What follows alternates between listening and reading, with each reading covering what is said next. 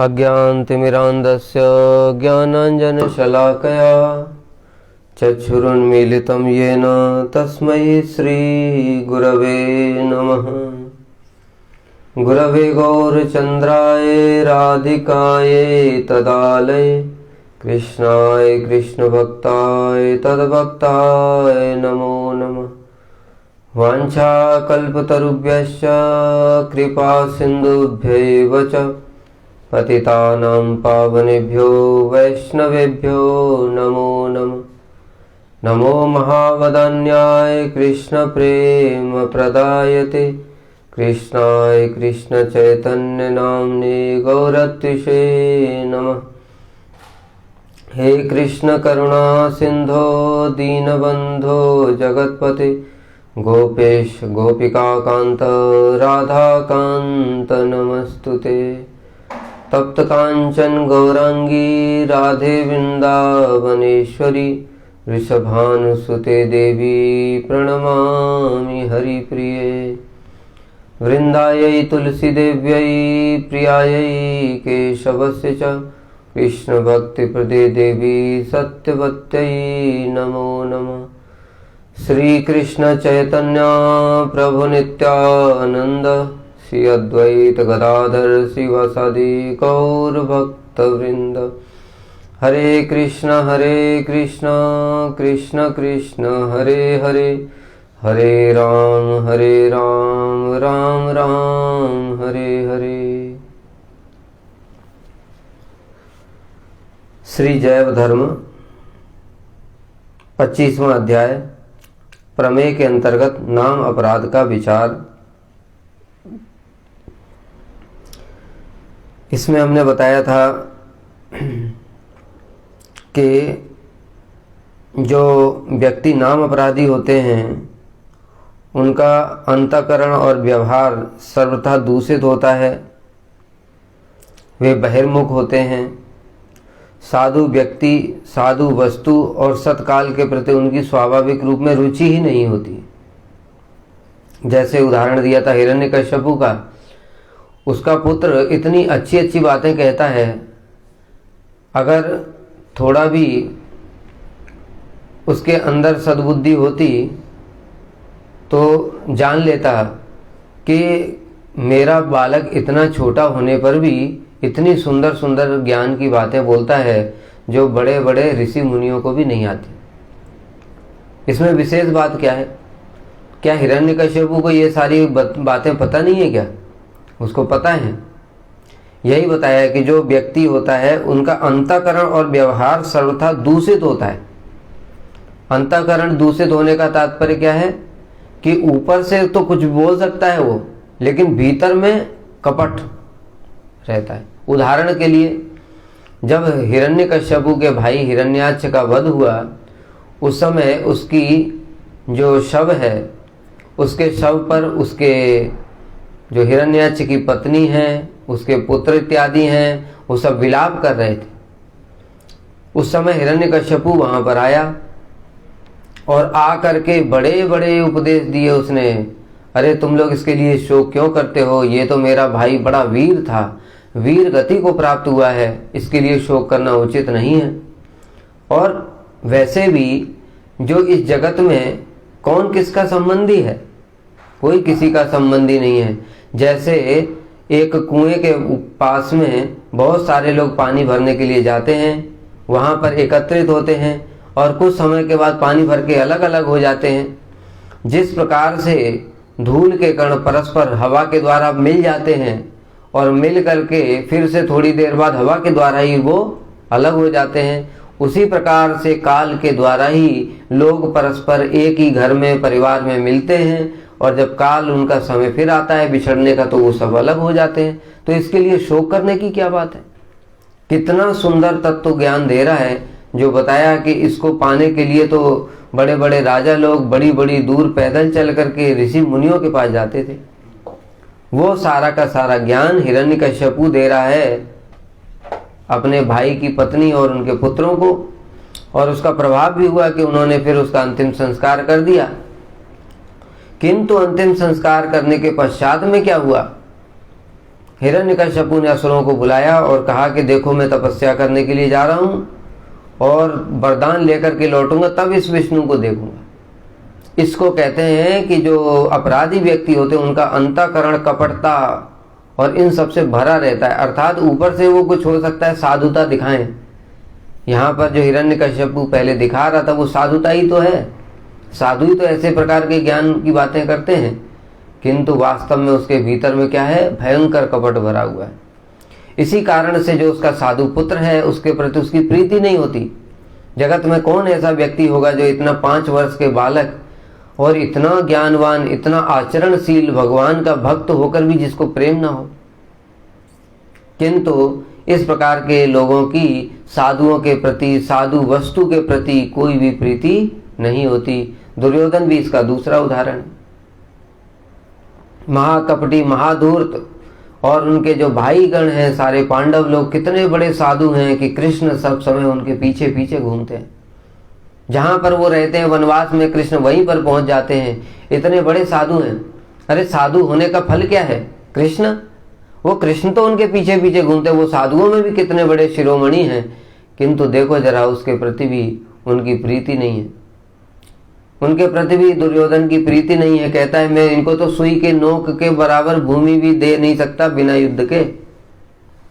तो इस प्रकार से अपराधियों का जो चित्त होता है वो साधु वस्तु, साधु व्यक्ति, सत्काल के प्रति उनकी कोई रुचि नहीं होती। कुपात्र में, कुसिद्धांत में, कुकार्यों में उनकी नैसर्गिक रुचि होती है।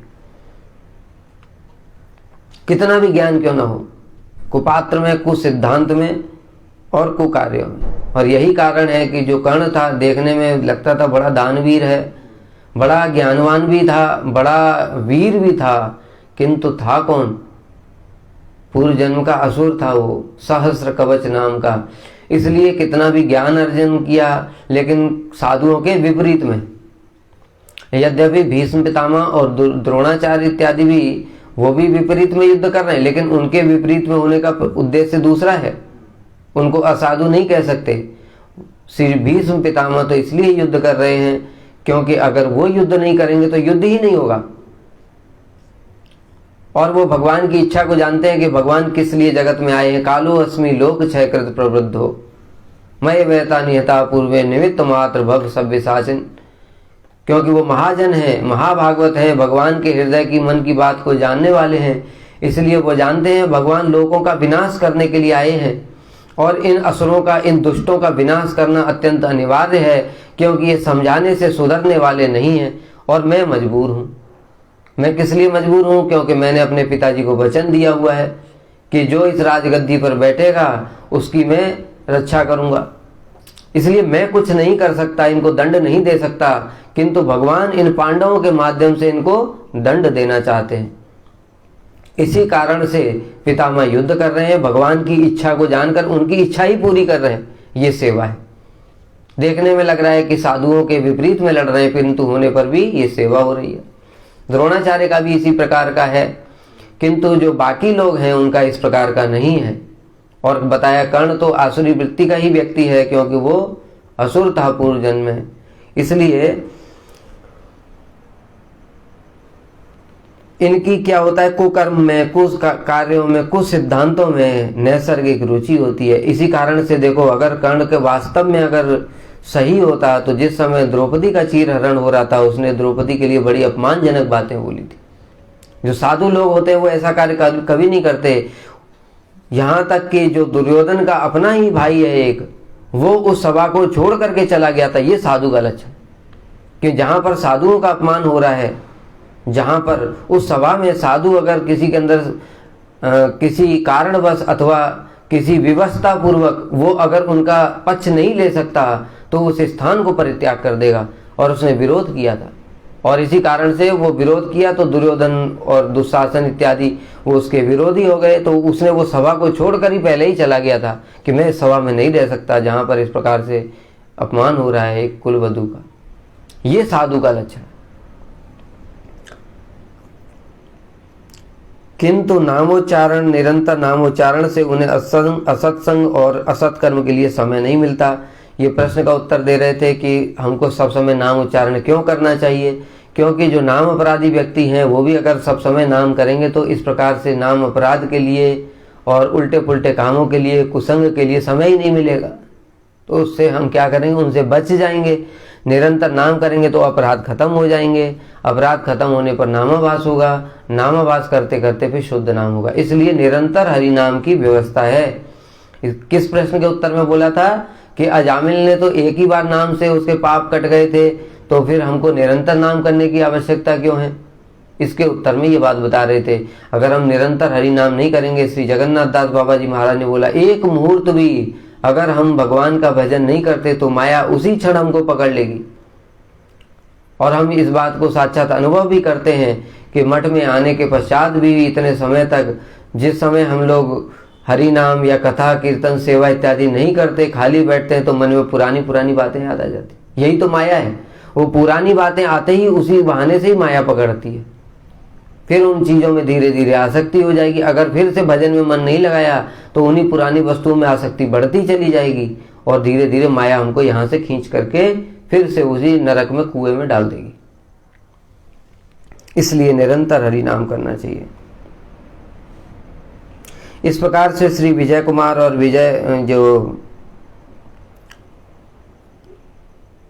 कौन थे दूसरे, ब्रजनाथ जी और विजय कुमार जी बड़े प्रसन्न हुए। उन्होंने कहा, आपके हृदय से, आपके मुख से श्री नाम तत्व का अमृत प्रवाह कर हमारे कर्णपथ से हृदय में प्रवेश कर हमें नाम प्रेम रस में उन्मत्त कर रहा है। इस प्रकार से जो सच में भजन करना चाहते हैं, ये शाम त्वंत गतः पापम जनानाम पुण्य करुणाम, जिनके इस प्रकार से साधु संग करते करते त्वंत गतम पापम, पाप नष्ट हो चुके हैं, और जो पुण्य कर्मी है, अर्थात पुण्य कर्म का मतलब यहाँ पर क्या है, दान व्रत यज्ञ तप नहीं है, यहाँ पर जो भक्ति करने वाले हैं वो क्या है, वो मेरा दृढ़ता पूर्वक भजन करते हैं, गीता में भगवान ने बताया। तो इसलिए इनका लंबे समय तक साधु संग करते करते, जो ब्रजनाथ जी थे पहले कुतार्किक पंडित थे, मायावादी, इस प्रकार से उनका जो वो दोष था वो दूर हो गया। न्याय के पंडित थे, तो न्याय में यही मायावाद के ही सिद्धांत होते हैं, तो वो न्याय के जो दोष था, जो कुतर्क इत्यादि करने का, वो दूर हो गया। ये सांत्वंत गतम पापम, भगवान जो कह रहे हैं वो बात किस प्रकार से बिल्कुल सही। तो उनके सारे जो पाप थे वो मायावाद दोष वाले, वो सब नष्ट हो गए। और जनानाम पुण्य कर्मणाम, पुण्य कर्म कर रहे हैं क्योंकि नित्य प्रति महाभागवतों का संग करते हैं, तो उससे उनके पुण्य कर्म अर्थात भक्ति, उनकी सुकृतियां उदित हो गई और उसके फलस्वरूप क्या हुआ, वो दृढ़ता पूर्वक भजन में आविष्ट हो गए और उनको नाम प्रेम का रस आस्वादन हो रहा है। हमको आस्वादन क्यों नहीं होता? क्योंकि हमारे अभी अपराध पाप बचे हुए हैं। जब तक वो हैं तब तक आस्वादन नहीं होगा। अब उपसंहार में हमारे लिए जो उपदेश उचित है उसे सुनाने की कृपा करें। उपसंहार में जो नाम तत्व के विषय में अगर कुछ थोड़ा बहुत बाकी है तो वो भी हमको सुना करके हमारे ऊपर कृपा प्रदान कीजिए। बाबा जी पंडित जगदानंद के प्रेम विवर्त ग्रंथ में एक बड़ा ही सुंदर उपदेश है, तुम लोग उसका श्रवण करो। यद्यपि ये जगदानंद पंडित जी के प्रेम विवर्त जो ग्रंथ है उसमें एक सुंदर उपदेश नहीं है, ये पूरा ग्रंथ ही पूरा उपदेश मूलक है और बड़ा ही सुंदर है। बहुत बहुत भजन के लिए बड़ी सुंदर सुंदर शिक्षाएं हैं, क्योंकि जगदानंद पंडित जी कौन है? स्वयं सत्यभामा जी के अवतार हैं और महाप्रभु की लीला में भी महाप्रभु के भी अत्यंत प्रिय हैं। इसलिए उन्होंने जो उपदेश प्रदान किए हैं उसको हमको निश्चित रूप से आचरण करना चाहिए, क्योंकि उनके माध्यम से स्वयं महाप्रभु ही अपनी इच्छाओं को व्यक्त कर रहे हैं। कि कृष्ण को क्या प्रिय है ये हम कैसे जानेंगे? हम तो नहीं जान सकते कृष्ण को क्या अच्छा लगता है।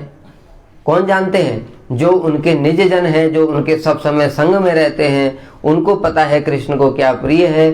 इसलिए जगदानंद पंडित जी कौन है? महाप्रभु के अत्यंत अंतरंग पार्षद हैं, उनके संग में सब समय विराजमान रहते हैं। उनको पता है महाप्रभु को क्या प्रिय है क्या प्रिय नहीं है, इसलिए उन्होंने उनके प्रिय और अप्रिय को ही अपने उपदेशों में लिखा है। उन उपदेशों का पालन करने से हम निश्चित रूप से श्री महाप्रभु को प्रसन्न कर सकते हैं। सबसे पहले असाधु संगे भाई कृष्ण नाम नाही है, नामाक्षर बहिराय बटे तबु नाम कबू नए। देखो भाइयों, अगर तुमको महाप्रभु को प्रसन्न करना है तो सबसे पहले क्या करना पड़ेगा? असाधु संग को परित्याग करना पड़ेगा। अर्थात जो विषय है असत्संग त्याग एई वैष्णव आचार, स्त्री संगी एक असाधु कृष्ण अवक्त आर। दो लोगों को असाधु बताया।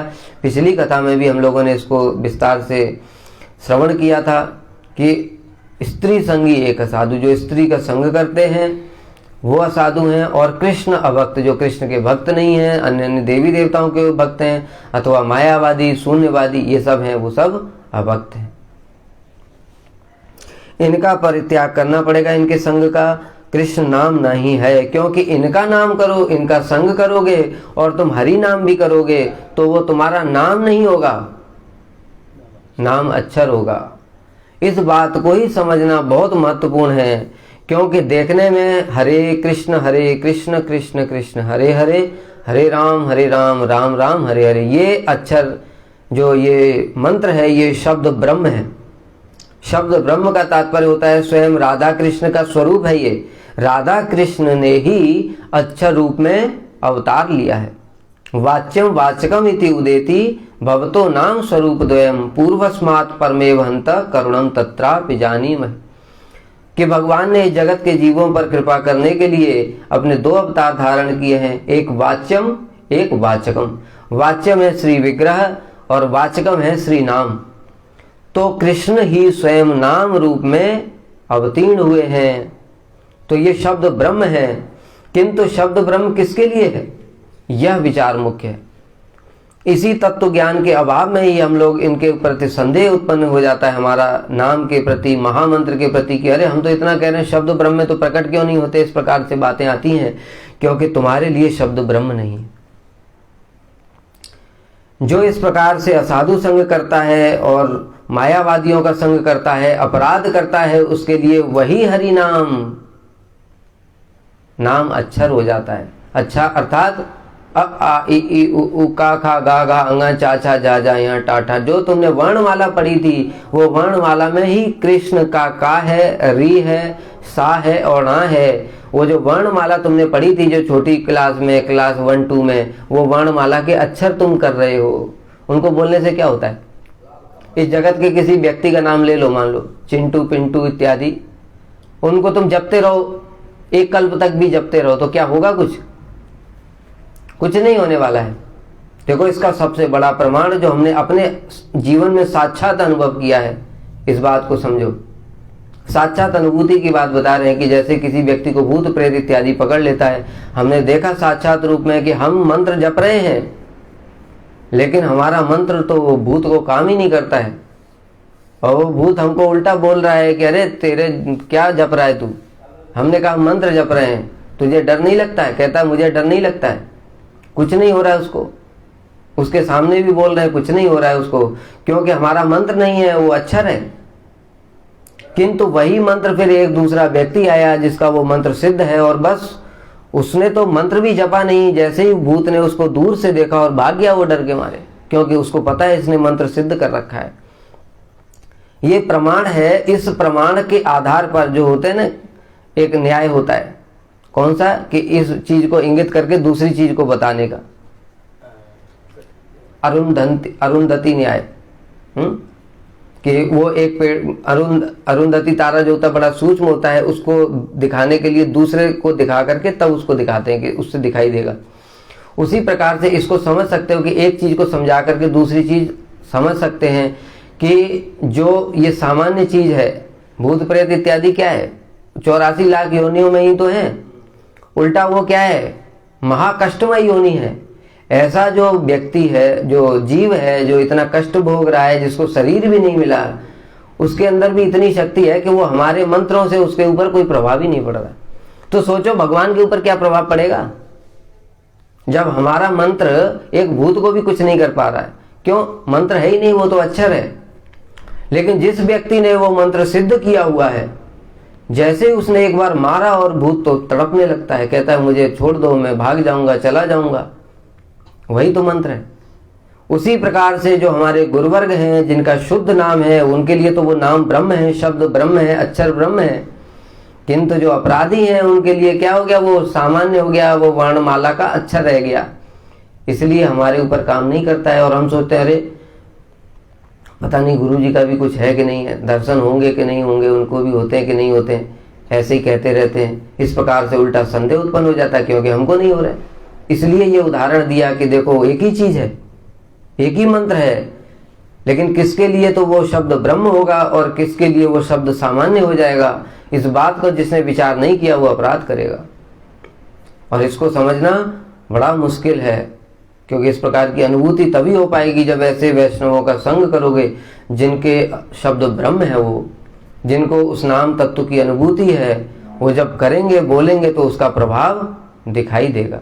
जैसे हमारे गुरुदेव का हम लोग श्रवण करते हैं ना, जो भी उनके सामने आ जाता था, सामने आते ही उसके नेत्रों से अश्रु प्रवाहित होने लगते, मुख से हरि नाम निकलने लगता है।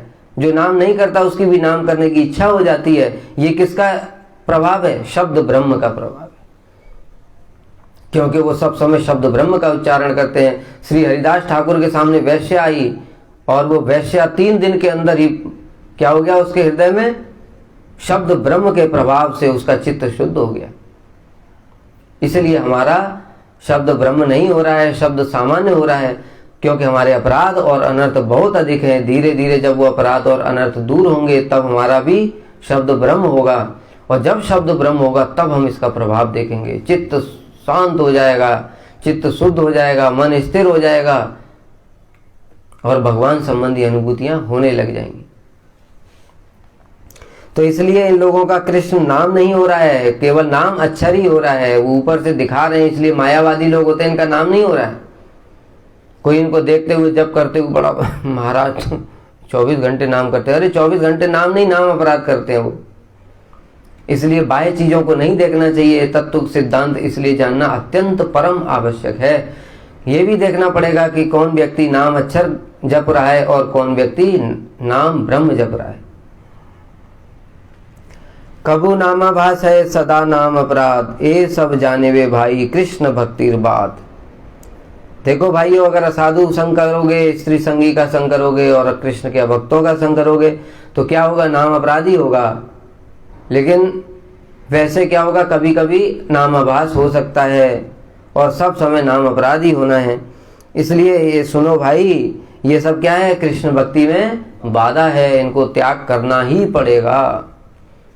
जो लोग सोचते हैं, इसमें बड़ी शिक्षा की बातें हैं, जो लोग सोचते हैं कि हम सारे जीवन भर गृहस्थ में रह करके और ऐसे विषयी लोगों के संग में रह करके, भाई नौकरी करनी है तो विषयी के संग रहना है, पढ़ाई करनी है तो विषयी के संग रहना है, घर गृहस्थी में भी क्या सारे भक्ति हैं? जिनके हैं उनके लिए तो बड़ी अच्छी बात है, किंतु जिनके विषयी हैं वो उनका संग करते हुए तुम सोचना नहीं कि हम भक्ति में प्रगति कर लेंगे।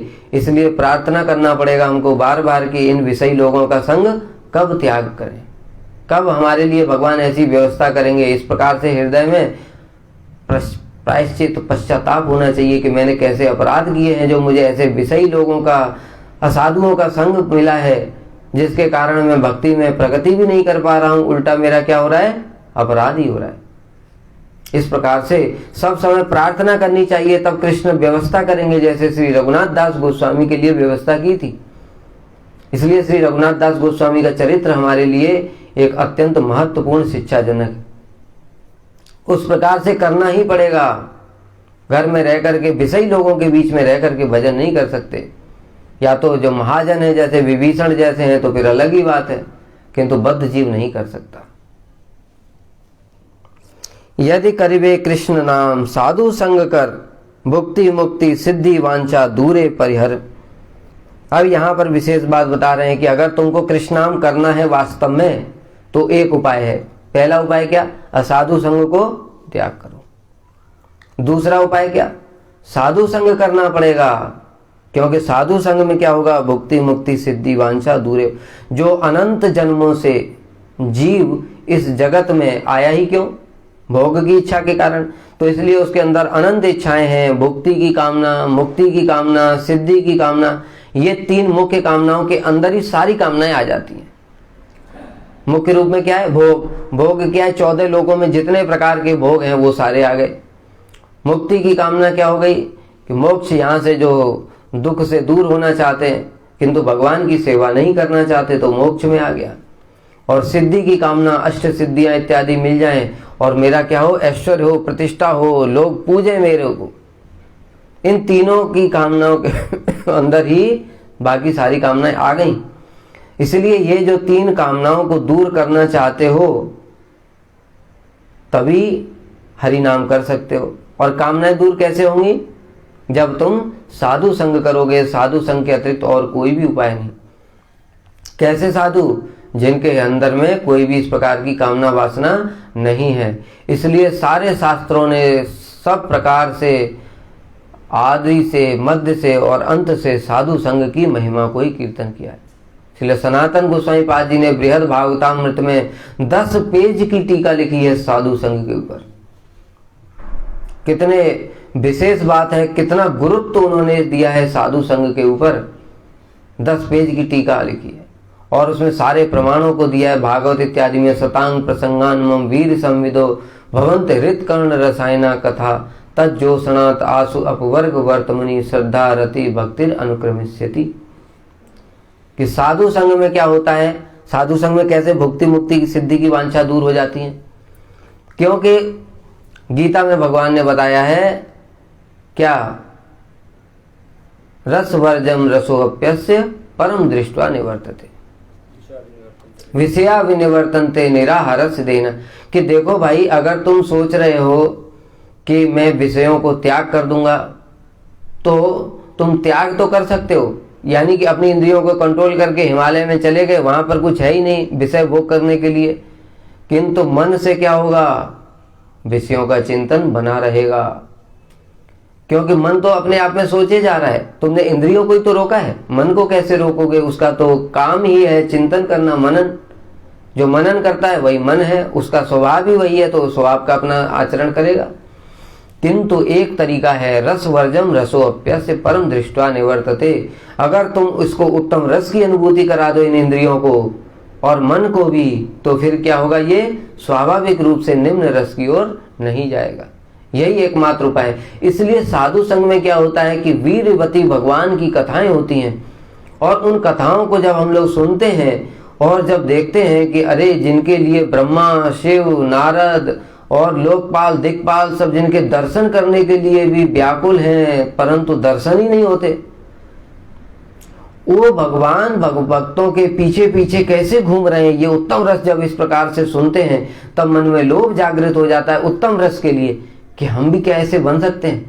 जब उत्तम रस के लिए वो लोग जागृत हो जाता है तो भगवान क्या कह रहे हैं? रस वर्जम रसोप्यस्य, अर्थात जो निम्न, अब ये जो तुच्छ रस है इस जगत में, जो खाने पीने का, रूप रस गंध शब्द स्पर्श का, वो कहाँ दूर हो जाता है वो पता ही नहीं चलता।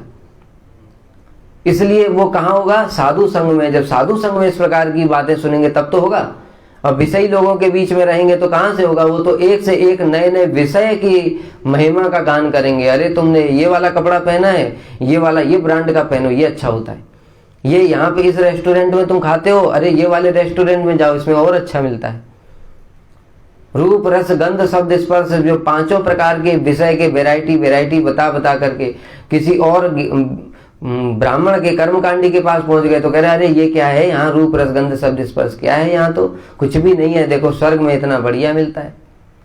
इस प्रकार से बता बता करके बुद्धि को भ्रमित करते रहेंगे, 84 लाख योनियों में घुमाते रहेंगे। किंतु साधु क्या करेंगे? साधु इन सबसे उत्तम रस की बात करेंगे जो नित्य है, वो सब समय रहता है। क्यों? क्योंकि वो रस नित्य क्यों है? क्योंकि उस रस के विषय और आश्रय दोनों क्या है? नित्य है। उस रस के विषय है श्री भगवान, भगवान नित्य है, और आश्रय कौन है? जीवात्मा, वो भी नित्य है। इसलिए उनके बीच में जो रस है वो भी नित्य होता है। किंतु इस जगत में जितने भी जो रस हैं, 5 प्रकार के रूप रस गंध शब्द स्पर्श के जो रस हैं, वो क्या है? शरीर से संबंधित हैं और वस्तुओं पे डिपेंडेंट है। तो शरीर और वस्तु दोनों ही अनित्य हैं, इस कारण से वो रस भी अनित्य है। इसलिए साधु संग में क्या होगा? शतांग प्रसंगान वीर संग भवत हृत कर्ण रसायन। हृत मतलब हृदय के लिए और कर्ण मतलब कानों के लिए, रसायन मतलब अमृत स्वरूप कथाएं होती हैं। और उनको जो सुनत आशु अपवर्ग वर्तमनी, उनका जो श्रवण करते हैं उससे क्या होता है?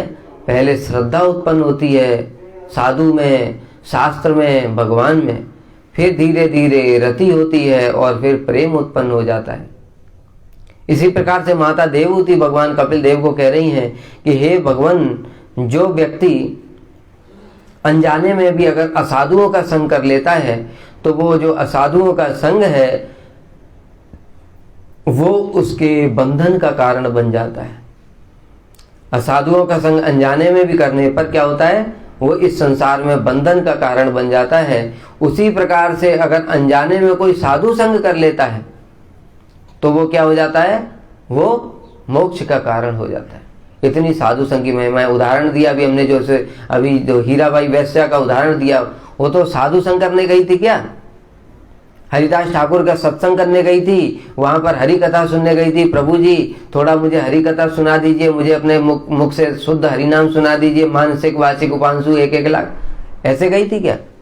किस उद्देश्य से गई थी? वो उद्देश्य से गई थी मैं इनका पतन करा दूंगी, इसके संग में क्या भोग करूंगी और इसको रंगे हाथ पकड़ लेंगे और मुझे बहुत सारा इनाम मिलेगा, पैसा मिलेगा। अनजाने में ही संग हो गया और वो संग से क्या हो गई, वो परम महांती। जगाई मदाई क्या करने गए थे? वो कौन सा संग करने गए थे क्या?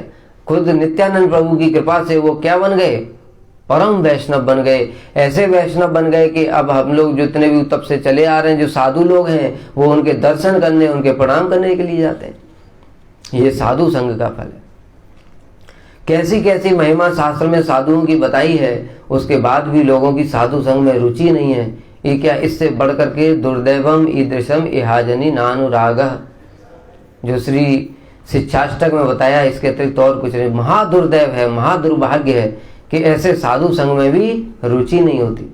कैसी साधुओं की महिमा बताई है। जब गंगा जी का अवतरण हो रहा है, उस समय गंगा जी ने पूछा कि ये लोग मेरे अंदर में पाप को धो करके चले जाएंगे तो मैं तो पापों से कलुषित हो जाऊंगी, तो मेरे पापों को कौन दूर करेगा? तो वहां पर बताया, साधुओं न्यासिना शांता ब्रह्मनिष्ठा लोक पावना हरंते अघम ते अंग संगात ते स्वास्थ्य है अग्विद हरि।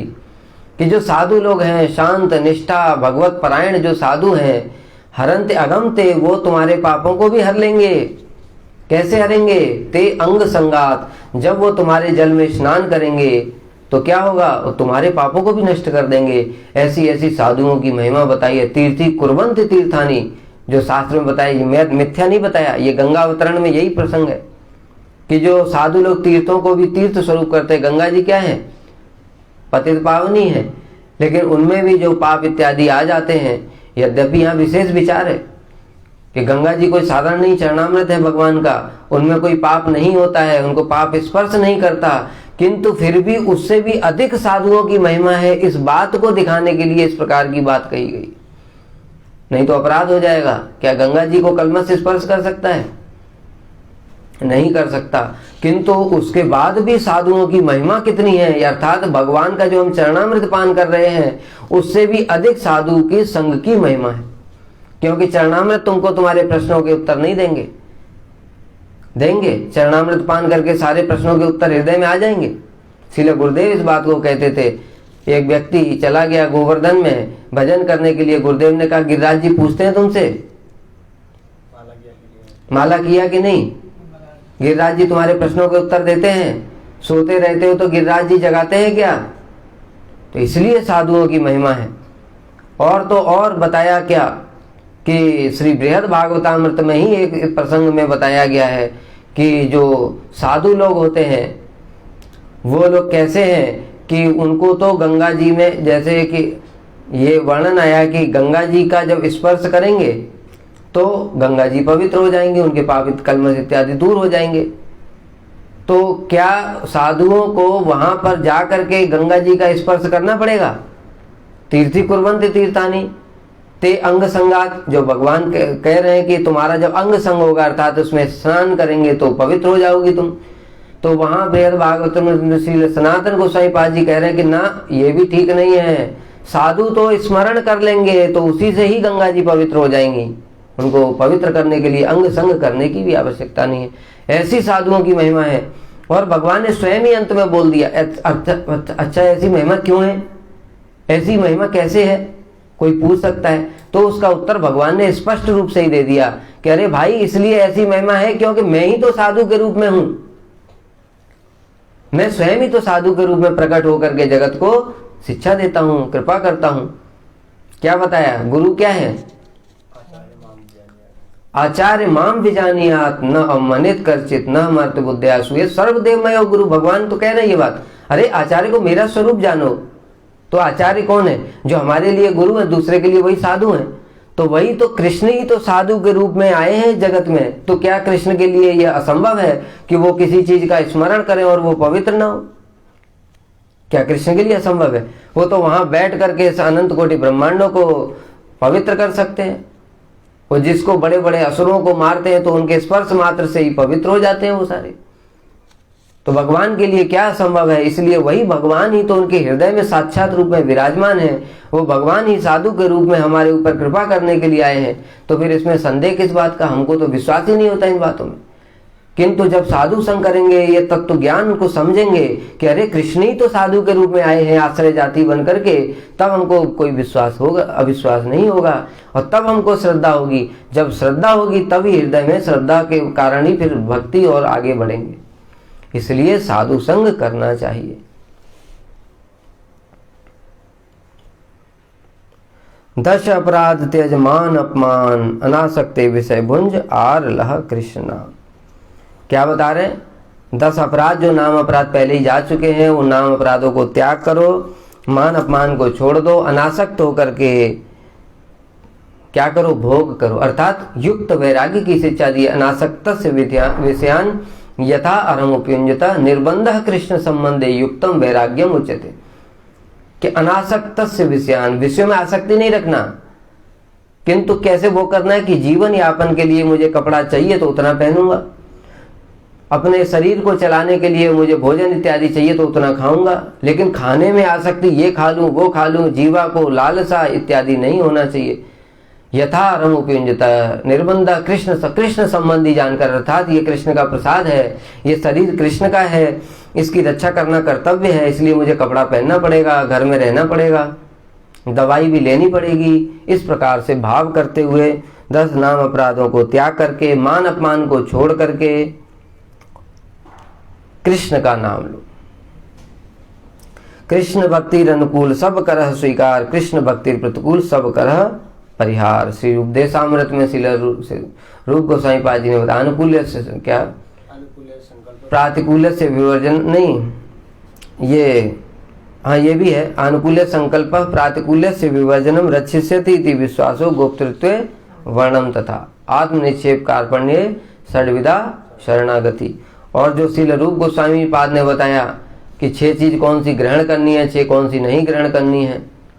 वाचो वेगम मनसा क्रोध वेगम जीवा वेगम उत्तरपस्त वेगम एतान वेगान अत्याहार प्रयासस्य प्रजल्पो नियमाग्रह जन संगस्य लौल्यंच षड्वीर भक्ति विनश्यति। ये 6 को छोड़ना पड़ेगा। फिर 6 क्या पकड़ना पड़ेगा? उत्साहात निश्चयात धैर्यात तत्त कर्म प्रवर्तना संग त्यागात सतोवृत्ति। इसमें भी संग त्याग की बात कही गई है।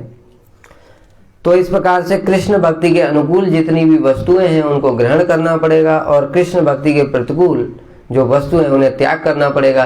कोई सोचे मैं खाली अनुकूल ग्रहण करता रहूंगा किंतु विषयी लोगों का भी संग करता रहूंगा, ये तो बड़ा मेरा प्रिय मित्र है, ये मेरा प्रिय पुत्र है, ये मेरा प्रिय पति है, तो भक्ति में प्रगति नहीं होगी। ये जरूर हो सकता है कि क्या है, पतन भी नहीं होगा, क्योंकि हरि नाम कर रहा है तो ये संभव है कि पतन ना हो किंतु प्रगति भी नहीं होगी।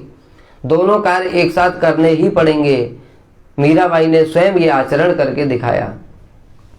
जाके प्रिय न राम वैदेही त्यजिए ताहे कोट बैरी समुज्जत परम स्नेही। अत्यंत प्रिय होने पर भी उसके संग को परित्याग यत्न पूर्वक करना ही पड़ेगा, क्योंकि वो भक्त नहीं, और भक्तों का संग करना पड़ेगा। ज्ञान योग चेष्टा छाड़ आर कर्म संग मरकट वैराग्य ते जाते देह रंग। ज्ञान की चेष्टा, योग की चेष्टा, कर्म की आसक्ति, ये कर लूं ऐसा कर लूं इससे ये हो जाएगा वो हो जाएगा, ये सब भी छोड़ना पड़ेगा।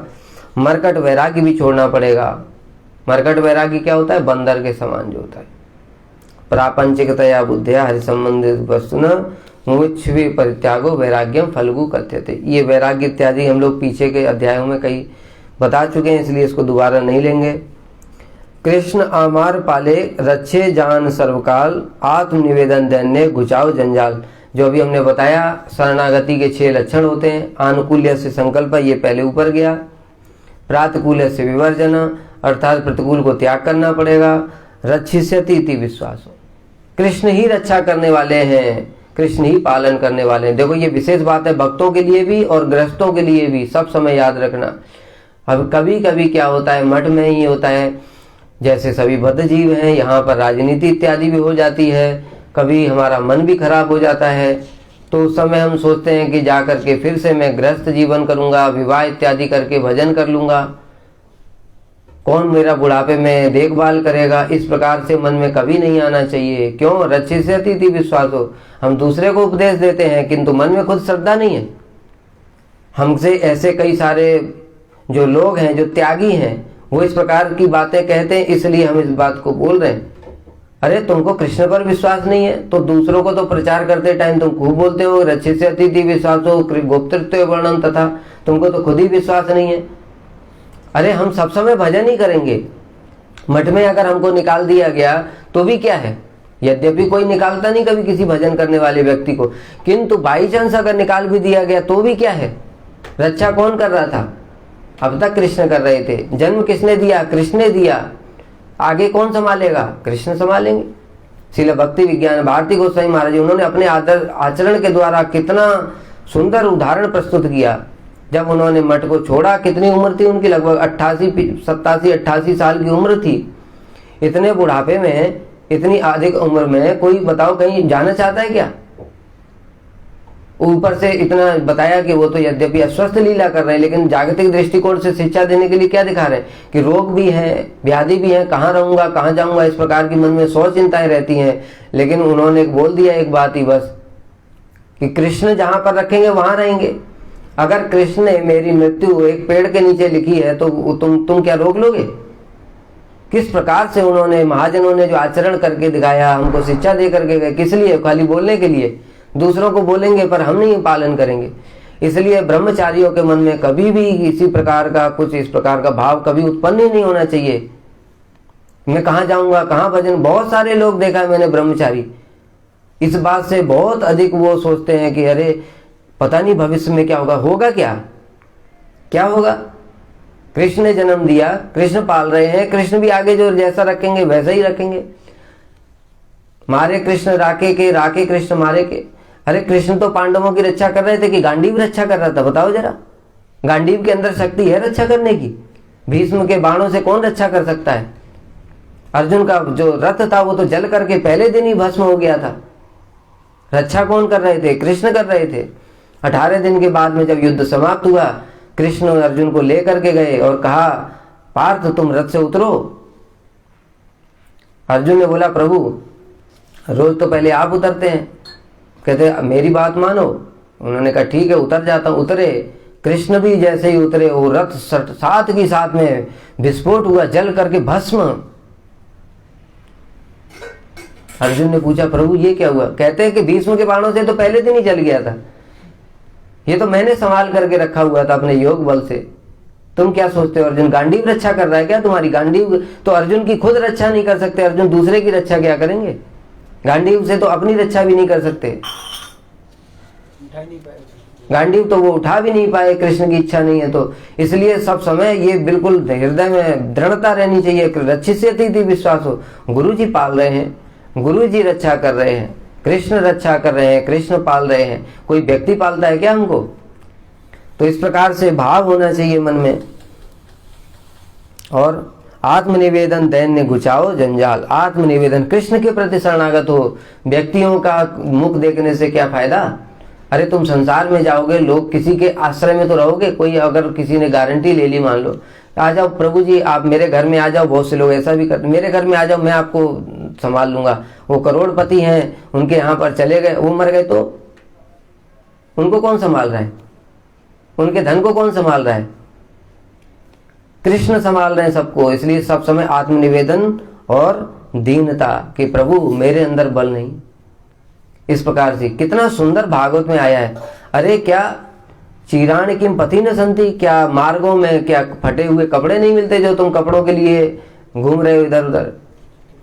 और क्या है, किम रुद्धा, क्या रुद्धा गुहा, जो खाने के लिए क्या फलों ने, फलदार वृक्ष जो है उन्होंने क्या फल देना बंद कर दिया है क्या? क्या तुम्हें रहने के लिए क्या गुफाएं नहीं है क्या? और क्या पानी के लिए तुम्हारे क्या नदियां सूख गई हैं क्या? और इतना भी छोड़ो, क्या भगवान अजीत ने अपने भक्तों की रक्षा करने का प्रण त्याग दिया है क्या? भगवान ने ऐसा बोला नहीं, अब मैं कलयुग में अपने भक्तों की रक्षा नहीं करूंगा? क्या भगवान ने भी प्रण त्याग दिया क्या?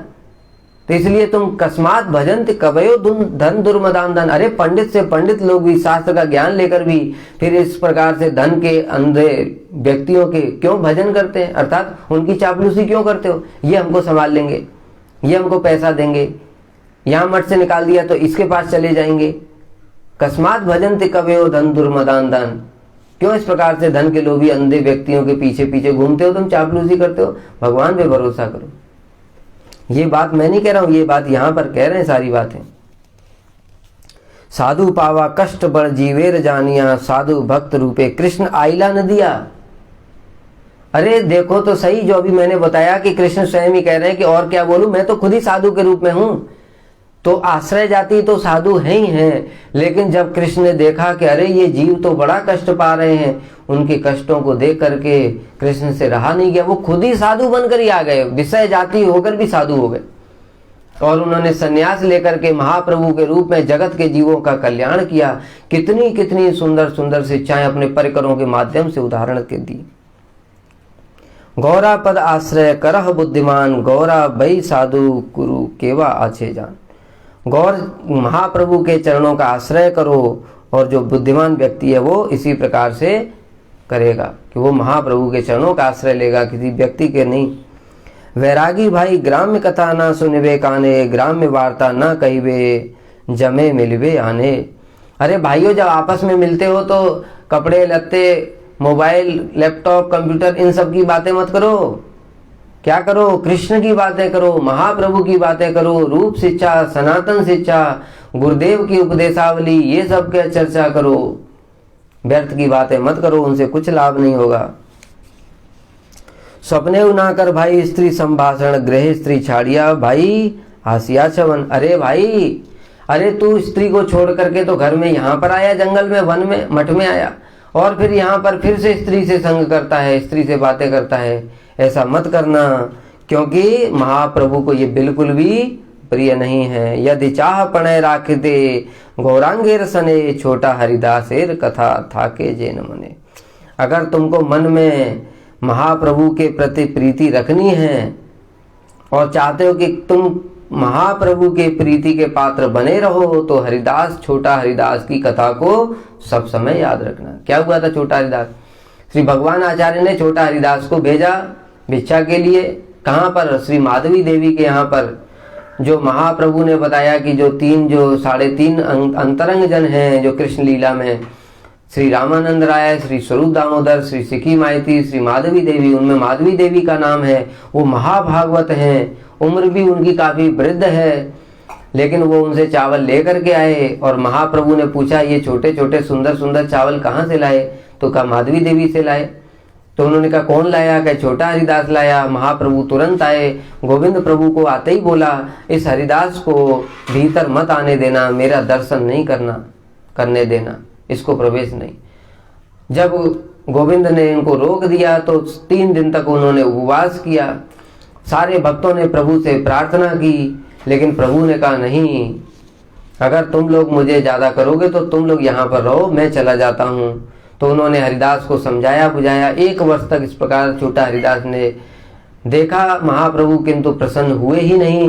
तो उन्होंने अंत में जाकर के प्रयाग में अपने प्राण त्याग कर दिए। तो इस प्रकार से सब समय याद रखना कि जो स्त्री संग करता है उसको महाप्रभु कभी किसी प्रकार से स्वीकार करते ही नहीं है। यद्यपि यहाँ इस प्रसंग में बहुत विचार है। श्री माधवी देवी महाभागवत है, छोटा हरिदास भी। अगर तुम इस बात को मानो, उन्होंने स्त्री संग भी किया, संग तो किया नहीं, बात किया ना, मान लो वो बात भी किया तो वो पाप की श्रेणी में आता है। और भगवान ने, कृष्ण ने स्वयं ही क्या बोला है? अपिचे सुदुराचारो भजते माम अनन्य भाग। किंतु महाप्रभु यहाँ पर क्यों शिक्षा दे रहे हैं? अपने अत्यंत प्रिय परिकर के माध्यम से। छोटा हरिदास कोई साधारण नहीं, उनका कीर्तन सुनकर के महाप्रभु को आनंद होता है। शरीर छोड़ने के बाद भी महाप्रभु उनके कीर्तन को सुनते हैं, उनके बड़े प्रिय हैं। लेकिन उनके माध्यम से महाप्रभु किसके माध्यम से शिक्षा देंगे? हमारे माध्यम से नहीं देंगे, अपने परिकरों के माध्यम से ही देंगे। इसलिए उन्होंने छोटा हरिदास के माध्यम से शिक्षा दी कि कोई व्यक्ति यदि मुझे प्राप्त करना चाहता है, मेरा प्रिय बनना चाहता है, तो वो स्वप्न में भी स्त्री संग ना करे। और ये अपिचे सुदुराचारों को बोल करके, इसका आश्रय लेकर के कोई अगर स्त्री संग करेगा तो मैं कैसा उसको परित्याग कर दूंगा, ये इस माध्यम से शिक्षा दी। तो श्री जगदानंद पंडित जी यहाँ सावधान कर रहे हैं कि इस विषय में सावधान रहना। भाल न खाई बेयार भाल न परिवे, हृदय ते राधा कृष्ण सर्वदा से विवेक। जो श्री रघुनाथ दास गोस्वामी को श्री महाप्रभु ने शिक्षा दी थी कि अगर कृष्ण को प्रसन्न करना है तो तुमको अच्छा नहीं खाना है, अच्छा नहीं पहनना है। हम भोग करते रहेंगे और कृष्ण को भी प्राप्त कर लेंगे तो संभव नहीं होगा। बड़ हरिदासे न्याय कृष्ण नाम बलिवे बदने, अष्टकाल राधा कृष्ण से विवेक कुंज बने। सब समय क्या याद रखना? बड़े हरिदास का न्याय, अर्थात सब समय क्या करना है? कृष्ण नाम। 3 लाख नाम करते थे, 1 लाख मानसिक, 1 लाख वाचिक, 1 लाख पांसु सेवा करते थे। इस प्रकार से अष्टकाल राधा कृष्ण की कुंज वन में सेवा करना, यही क्या है? इसी से राधा कृष्ण की प्राप्ति होगी। गृहस्थ वैरागी दुहे बले गौर राय, देख भाई नाम बिना जेन दिन नाही जाए। चाहे गृहस्थ हो, उनके लिए कोई डिस्काउंट नहीं है। इस भ्रम को मन से निकाल दो कि हम गृहस्थ हैं, तो गृहस्थ हैं तो क्या है तुम्हारे लिए स्पेशल? क्या स्पेशल है कि तुमको बिना नाम किए, बिना सेवा किए कृष्ण मिल जाएंगे क्या? जो गृहस्थ है वो तुम्हारा अपना ही तो कर्म है। जो त्यागी है उल्टा, वो उल्टा कर्म को काट करके आए। उन्होंने कितने जन्मों तक ऐसे सब आसक्तियों को छोड़ा है, वो तो बड़ी बात है नहीं। तो इसलिए ये मत सोचो कि हम गृहस्थ हैं तो हमको डिस्काउंट मिल जाएगा। नहीं, भक्ति में कोई गृहस्थ, कोई त्यागी, किसी का विचार नहीं है। जय भजे से ही बढ़ो। इसलिए सबको सब समय हरि नाम ही करना पड़ेगा। देख भाई नाम बिना जैन, कोई भी दिन बिना नाम के नहीं जाना चाहिए, नहीं तो प्रभु प्रसन्न नहीं होंगे। प्रभु किससे प्रसन्न होंगे? जो हरि नाम करेगा। बहु अंग साधने भाई नहीं प्रयोजन, कृष्ण नामाश्रय शुद्ध करह जीवन। देखो भाई, तुम सोचते हो कि तुम्हारा मन इधर उधर घूमता है कि मैं श्रवण कर लूं, कीर्तन कर लूं, हरि कथा श्रवण कर लूं, नाम कर लूं, ये कर लूं, वो कर लूं। कहते इतना ज्यादा टेंशन लेने की भी जरूरत नहीं है। एक अंग साधने से भी शुद्ध भक्ति प्राप्त हो जाएगी। कृष्ण नामाश्रय शुद्ध करह जीवन। कृष्ण जैसे श्री नामाचार्य हरिदास ठाकुर ने नाम का ही आश्रय कर लिया था, वैसे भी अगर तुम कर लेते हो तो उससे भी उद्धार हो जाएगा। किंतु जब नाम में ही रुचि नहीं है, निष्ठा भी नहीं है, तब जाकर के बहुत सारे अंग का पालन करना भी आवश्यक है। नहीं तो नाम से तो तुम्हारा नाम अपराध हो रहा है और बाकी सब भी कुछ करोगे नहीं तो क्या होगा? पतन की संभावना है। इसलिए यहाँ पर विशेष विचार है नाम आश्रय, अर्थात जब तुमने क्या हो गया? शिष्यस्ते हम शाद इमाम त्वाम प्रपन्नम, अर्जुन की तरह शरणागत हो गए नाम प्रभु के। अब और कुछ नहीं करूंगा, केवल नाम प्रभु का ही। सब कुछ छोड़ करके जब नाम का आश्रय ले लिया तब बाकी अंग करने की जरूरत नहीं। लेकिन उससे पहले तत्व ज्ञान भी नहीं है, नाम अपराध नाम आवाज कुछ पता नहीं है, मायावादी को भी साधु समझते हो, इसलिए बाकी सब करना भी आवश्यक है। बद्ध जीवे कृपा करी कृष्ण कहैला नाम, कलि जीवे दया करी कृष्ण हैला गौर धाम। जो अभी हमने बताया कि बद्ध जीवों पर कृपा करने के लिए ही कृष्ण स्वयं ही नाम रूप में अवतरित हो गए हैं और महाप्रभु ने स्वयं अपने धाम को इस जगत में भेज दिया है जीवों पर कृपा करने के लिए। गौर धाम। एकांत सरल भावे भज गौर जन, तवे तो पाइवे भाई श्री कृष्ण चरण। अगर कृष्ण के चरणों को प्राप्त करना है तो क्या करना पड़ेगा? महाप्रभु के भक्तों का संग करो, उनका भजन करो। कृष्ण के भक्तों का नहीं बोला यहाँ।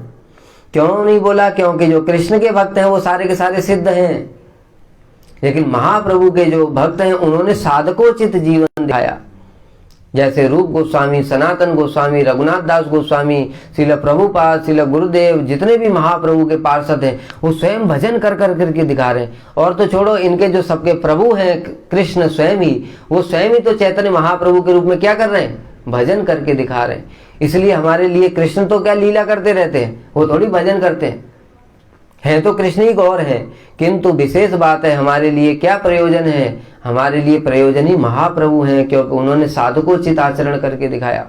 स्वयं स्त्री का संग नहीं करते, संन्यास लेकर के किस प्रकार सन्यासी का आचरण होना चाहिए, भक्त का आचरण कैसा होना चाहिए, साधु का जीवन कैसा होना चाहिए। कृष्ण स्वयं समस्त यज्ञों के भोक्ता होकर भी कैसा आचरण करके दिखा रहे हैं साधकोचित।